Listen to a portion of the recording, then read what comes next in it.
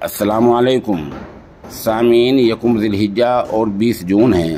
خبر کا عنوان ہے امن و شانتی کی دعا۔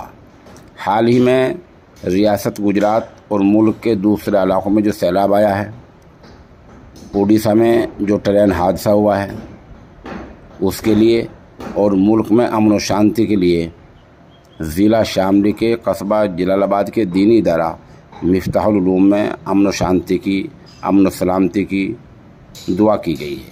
یہ دعا ادارے کے محتمم اعلیٰ قاری ولی اللہ خان شیروانی دامت برکاتہم کے ایما پر وہاں کے استاد حدیث مولانا محمد اکرم صاحب نے کرائی ہے، جس میں ادارے کے تمام اساتذہ اور طلباء نے شرکت کی ہے۔